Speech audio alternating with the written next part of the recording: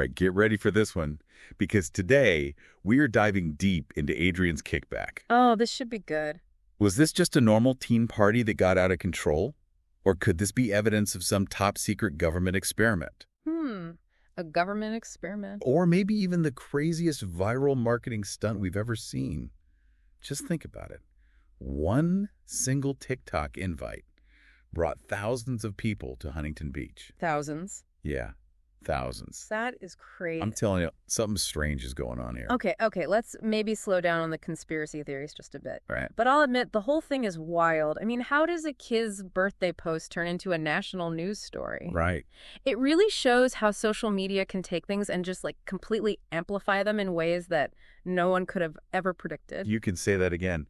Hilariously chaotic is more like it, though. Haha, that's one way to put it. Let's rewind a bit and break this whole thing down. Sounds good. We've got reports, interviews, even some think pieces analyzing this thing. And it all started with Adrian Lopez, a 17-year-old soccer player who was probably just hoping to have a chill hangout with his friends. Yeah, his first TikTok was just for a kickback. A kickback. Yeah, like a casual party. Oh, okay. Nothing fancy, just a small get-together for some of his friends from school.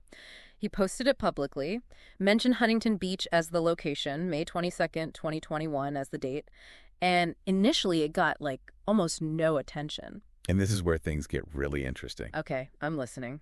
Out of nowhere, the TikTok algorithm, that mysterious thing we all love and hate, Yep. it decides to, launch this post into another dimension. Wow.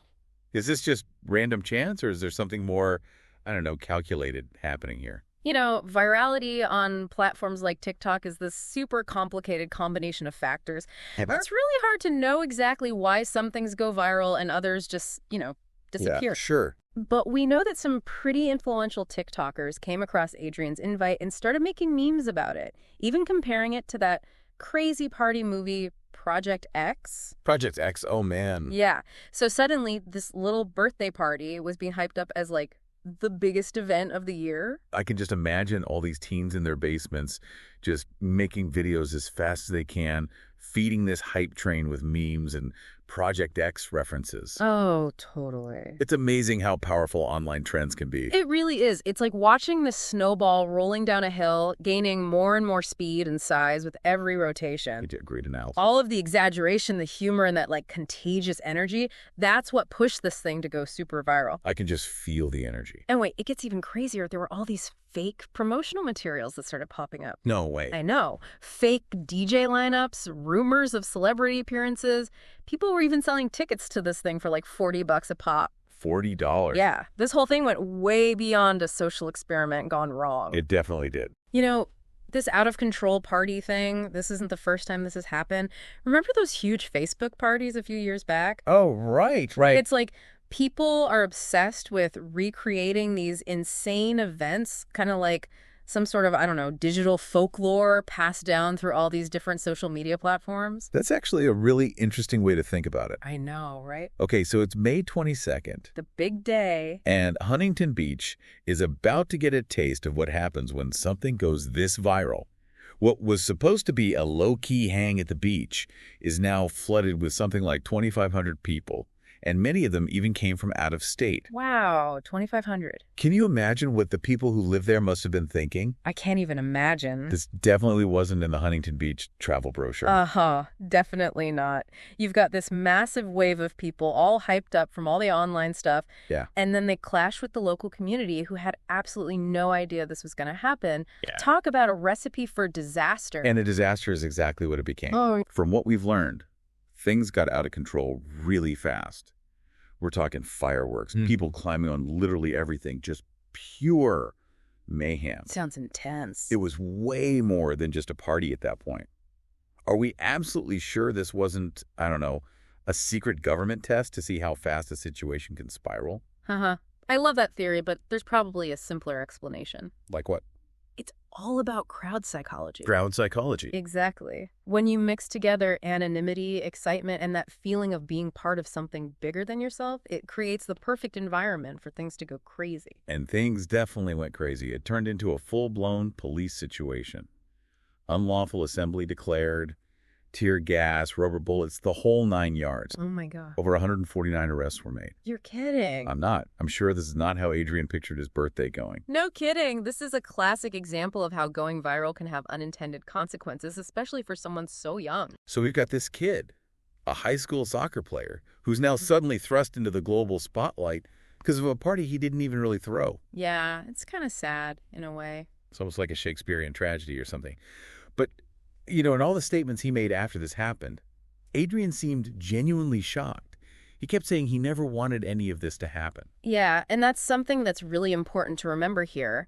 The internet can be a very powerful tool in good ways and bad ways, but especially for someone young. It really can. It's easy to get caught up in all the excitement of going viral without really understanding what the consequences could be. It's a serious reminder that what you do online can really affect the real world sometimes in ways you just wouldn't expect. So let's go back to that first question I had. Was Adrian's kickback, planned? Yeah. Was there someone behind the scenes making all this happen, using this whole thing as some kind of social experiment? I know, it makes you wonder if there was a mastermind behind it all, right? But even if it wasn't like some intentional orchestrated thing, Adrian's kickback still tells us a lot about this digital world we're living in. So you're saying it's less about some secret group controlling everything and more like a cautionary tale about the power of social media. Exactly. Remember that Project X thing we were talking about? Yeah. Well, this whole thing shows how trends and stories that start online can cause people to do things in the real world, and sometimes those things can be, kind of chaotic. So it's not just a case of teens being keens. Nope. It's about how a platform like TikTok, with its crazy algorithm and all the trends it creates, can turn a simple post into something that the whole country's talking about. Exactly. It raises some really important questions about who's responsible for all of this. Do platforms like TikTok, do they have a moral obligation to watch out for stuff like this and maybe even stop things from getting out of control when they see a trend that could cause problems in the real world? It's tough. There are no easy answers. It really makes you think. It does. All right, so we've established that social media is powerful and unpredictable, and maybe even a little bit scary. Yeah. How do we deal with all of this? How do we not get swept up in the next Adrian's kickback situation? That is the question, isn't it? I think it starts with what some people call digital literacy. Digital literacy. Yeah, we need to understand how these platforms actually work, how algorithms decide what we see, and how all those trends can mess with how we see things. So are you saying we should all become like social media detectives? Like analyzing every post and every meme for clues? Not exactly. It's more about knowing that things can be manipulated and looking at stuff online with a critical eye. Ask yourself, who made this? What are they trying to do? And most importantly, does this fit with what I believe and how I think about things? Okay, so instead of just jumping on the bandwagon with whatever goes viral next, we should stop and actually think about what we're seeing and what we share. Right. It's easier said than done, though, right? It does take some effort, but remember, you're not just a puppet. Right. You get to choose what you see, what you share, and what you believe. That's a really good point. We're not just sitting here passively taking in information. Yep. We actually have the power to decide what we see online and to be pickier about what we spend our time on. Exactly. It's about being thoughtful and intentional in the digital world, just like we try to be in real life. That makes sense. Oh. This is reminding me of that saying, don't believe everything you read on the internet. Right. But honestly, these days, it's more like don't believe everything you see, hear, or even feel on the internet. Oh, absolutely. It's just constant, this flood of information, and it's really easy to get lost in it all. It's true. We've got information coming at us from every direction, and it's overwhelming trying to figure out what's real and what's not. Yeah. That's why learning to think critically is so important. It's about learning how to separate the real stuff from the fake stuff, the truth from the lies. Okay, I'm starting to see the bigger picture here. It's not about giving up on social media completely. It's about learning how to use it better, how to handle all the craziness, and how to use it to connect with people and learn new things instead of just, wasting time. You got it. It's about realizing that social media is powerful. It can be used for good or bad, and it's up to us, all of us, to make sure it's used in a good way. Man, this has been quite a journey. We started talking about a kid's birthday party, and now we're dissecting the entire internet. I know, right? It's amazing how one little thing can lead to such big conversations. That's what I love about deep dives. Sometimes the things you least expect can teach you the most about yourself and the world. That's so true. Speaking of unexpected things, do you think Adrian ever even got a chance to eat his birthday cake with all that chaos going on? Now that is a mystery I'd love to solve. Uh-huh. Maybe another time. But for now, let's leave our listeners with something to think about. So in a world where one TikTok can cause so much chaos across the entire country, how do we even find that balance? How do we use social media for good stuff without getting caught up in all the craziness of something going viral? That's the question, isn't it? It's something we all need to be thinking about, and it's not an easy one to answer. But I think it starts with each of us recognizing that we have a choice. We can choose what we look at, what we share, and what we believe. So you're saying it's not about quitting social media altogether. It's about being smarter, being more careful, and being more thoughtful about how we use it. Exactly. We need to learn how to navigate this world, we need digital skills to make good choices. Wow. And that means understanding the bad stuff that can happen, but also seeing all the good things, like connecting with people, learning, and making positive changes. Adrian's Kickback might seem like just a funny story about how crazy the internet can be, but it actually tells us some really important things about this digital age we live in.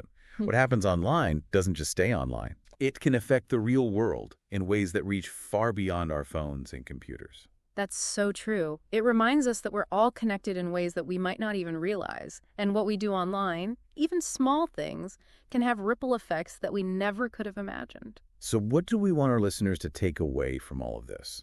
What's the one big idea you want them to remember from this deep dive? I think the most important thing is to be mindful of how we use social media. Understand that it's powerful and it can be used for good or bad. Don't get swept up in the hype and trends without thinking.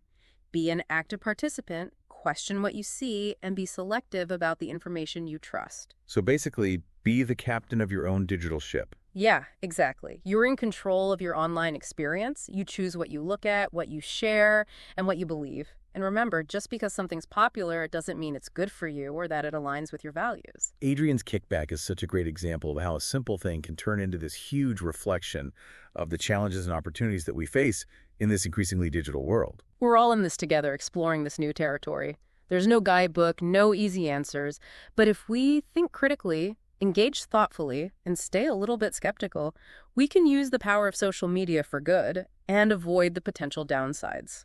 We're all on this journey together, learning as we go and figuring things out one deep dive at a time. And on that note, we want to leave you with one final thought. In a world where one TikTok can change everything, what's our responsibility as individuals and as a society to shape the digital world in a positive and meaningful way?